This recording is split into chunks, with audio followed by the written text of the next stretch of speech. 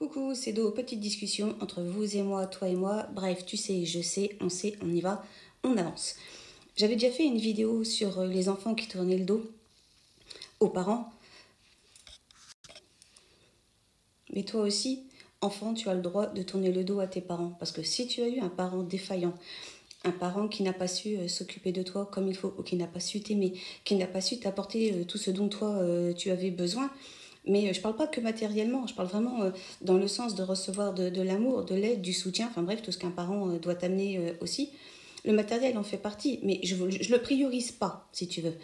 Et qu'il n'a pas su t'aimer, et qu'il a peut-être été même, j'allais dire, méchant dans les mots, ou même méchant dans les actes, ou qu'il n'a pas été de soutien envers toi. Et que derrière, au fur et à mesure, tu as grandi et que tu as senti que tu étais en décalage, ou qu'il te manquait des références, ou qu'il te manquait, j'allais dire, des bases en tout cas pour lesquelles il te faut en fait pour avancer normalement.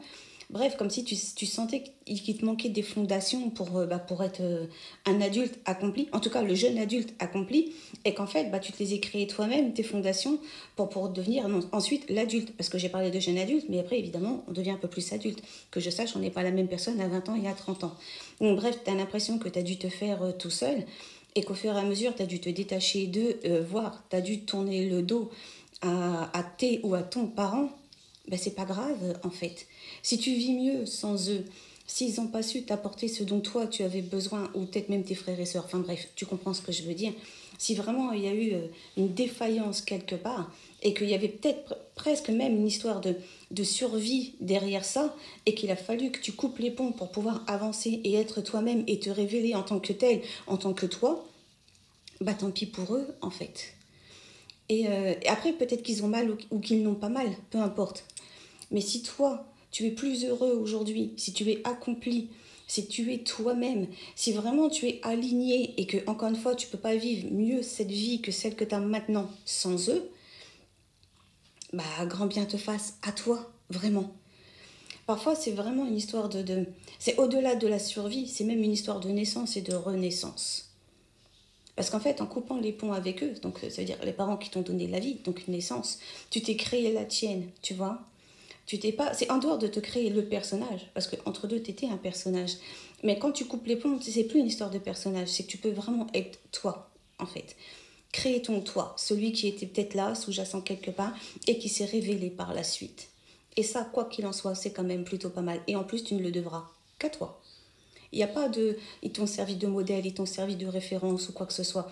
Tout ce que tu arriveras à construire, tu ne le devras qu'à toi.